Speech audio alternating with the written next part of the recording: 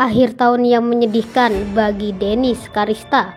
Rasman Arif laporkan Dennis Karista sebagai tersangka. Saya perkenalkan, hadir bersama saya di preskon ini adalah Bapak Lecumanan SHMH, kandidat dokter, sebelah kiri. Beliau adalah kuasa hukum saya dalam hal beberapa kasus, termasuk kasus laporan saya terhadap Iklim Hakim atau Putri Iklim Aprilia, termasuk kasus laporan Hotman Paris terhadap saya dan Iklim Hakim, termasuk laporan saya terhadap Dennis Cariesta dan lain-lain. Pak Lecu ini dibantu oleh Bapak Sekretaris Jenderal DPN Pradi Bersatu, Bapak Ade Darmawan Dipa Kusuma SHMH, yang juga dimonitor langsung oleh Ketua Umum DPN Pradi Bersatu, Bapak Boy Kano, Dr. SHMH. Kemudian di sebelah kiri saya sudah sering kalian lihat Saudara Rahmat Riyadi SHMH, dan saya kali ini menampilkan istri saya, Ibu, ada yang live nih kan? Ada. Ibu Ade Suryani. Ini Ibu Ade ini nanti akan menyampaikan sikap dari keluarga saya, termasuk juga mewakili istri saya di Medan, Ibu Nur Eli Heriani Rambe. Mereka telah berkomunikasi tentang ini karena tindakan Dennis Cariesta ini benar-benar mengganggu ketentraman pribadi saya, kantor saya, usaha saya, profesi saya, dan keluarga. Sehingga ini harus saya cermati dari awal sampai dengan menjadi tersangka. Baik, saudara-saudara sekalian, sebagaimana telah saya sampaikan di awal sebagai sebuah preambel pembukaan, bahwa pada hari Rabu kemarin saya menerima surat pemberitahuan perkembangan hasil penyidikan SP2HP ini, SP2HP dari Polda Sumatera Utara, di mana Saudari Dennis Cariesta telah ditetapkan sebagai tersangka. Saudara-saudara, penetapan tersangka ini tidak mudah. Saya tahu bahwa ada yang coba-coba mengintervensi, dan saya tahu ada yang secara sengaja ingin menunda-nunda ini, sehingga proses naik sidiknya itu berlangsung lebih dari 6 bulan.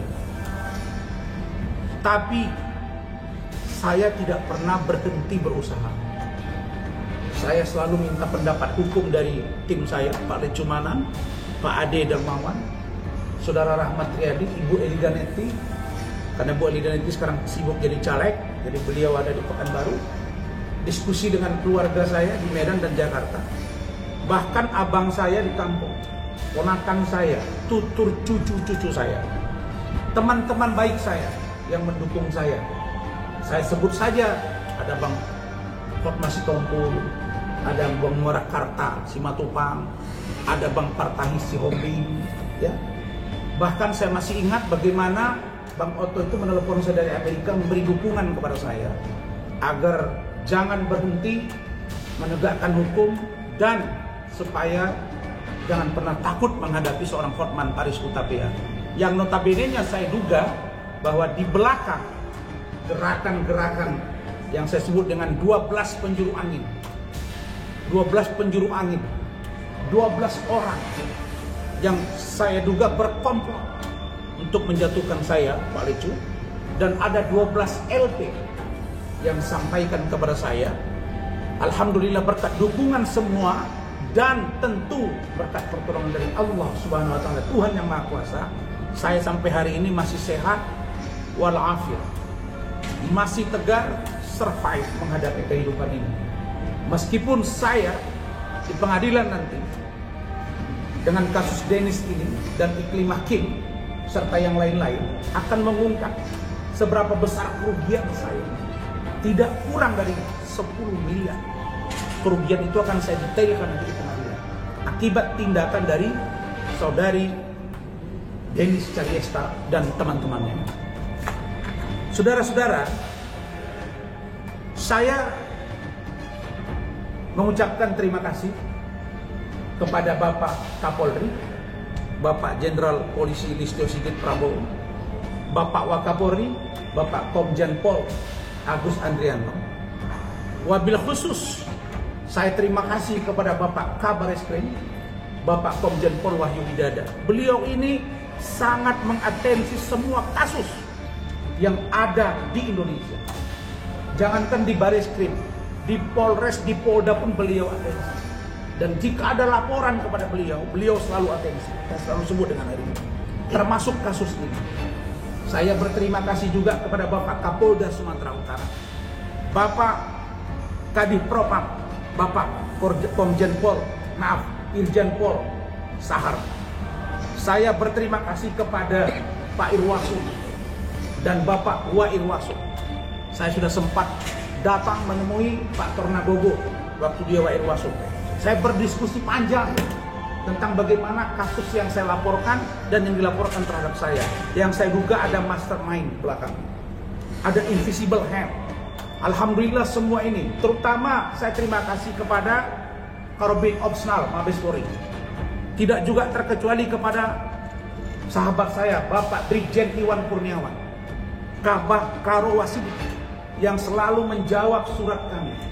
Begitu juga dengan Kompolnas, ya Man ya, yang selalu menjawab surat-surat kami. Semua surat-surat saya selalu dijawab dan diatensi. Kenapa? Karena saya lihat Polri hari ini benar-benar presisi, prediktif, responsibility, transparansi, berkeadilan. Dan ini saya harus jujur katakan, mulai saya rasakan ya, sejak dilantiknya Bapak Kabareskrim yang baru, Bapak Wahyu Widada. Bukan berarti Pak Agus Andrianto Kabareskrim tidak bagus, dia juga bagus. Tetapi dalam penanganan perkara, saya merasakan betul bahwa Pak Wahyu Widada mengingatkan semua stafnya untuk on the track dalam penanganan kasus. Ini penting, saudara-saudara. Kenapa saya katakan penting? Karena orang mengikuti kasus saya ini. Dan karena itu, intervensi-intervensi yang telah berlangsung di dalam laporan ini, saya harapkan hentikan. Kalau masih diteruskan, saya akan laporkan ke Kapolri, ke Kabareskrim, ke DPR RI. Saya masih tahu ada upaya-upaya itu. Dan karena itu, bagaimana nanti penanganan hukum berikutnya, itu nanti biar disampaikan oleh Pak Lecumanan dengan Rahmat Riyadi, nanti oleh istri saya. Saya hanya menyampaikan universalitas dari poin-poinnya saja. Poin yang kedua, saya mengatakan bahwa terhadap Denis Caryesta, banyak yang WA saya, banyak yang DM saya, banyak yang telepon. Bang, dia kan baru melahirkan. Bang, dia kan sekarang lagi tersulut. Ada bayi lahir ke dunia ini yang nggak tahu bapaknya siapa. Sampai dia netek, katanya kelihatan sesuatu yang tidak sepatutnya terlihat. Dia sudah menambah usaha dari toko bunga menjadi pakaian tambahan saya. Saya nggak ngerti. Saya hanya jawab, tolong buka kalian YouTube, berita, Google, media cetak elektronik, bagaimana tindakan anak ini yang sangat kurang ajar kepada saya. Dia begitu merendahkan saya, dia begitu menghinakan saya, dia begitu mengolok-olok saya, mempermalukan saya, datang ke kantor saya ini, ribut sama istri saya, diciptakannya untuk memancing amarah saya dan istri saya. Saya bukan orang bodoh, saya tahu menahan diri. Orang lihat mungkin Rasman kalau bicara dia tegas keras, dia, tapi saya tahu aturan.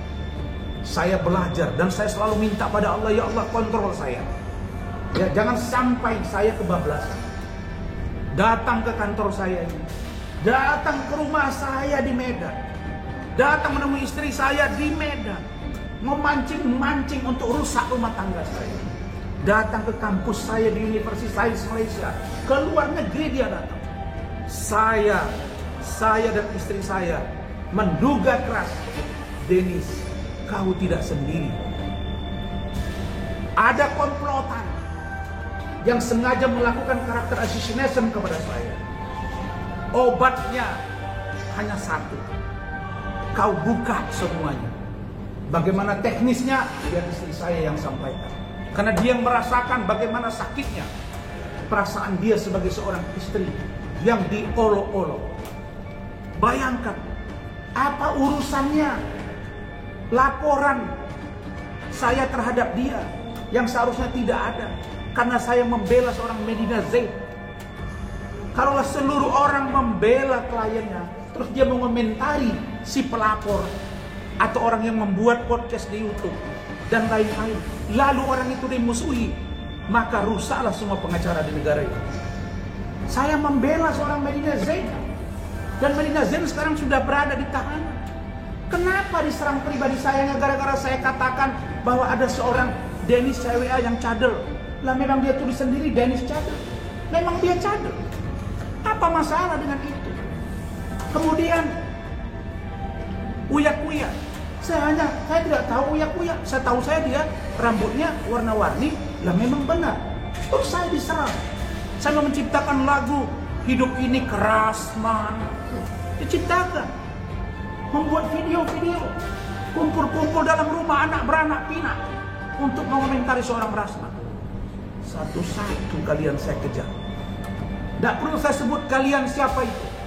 Rasakan diri kalian sekarang.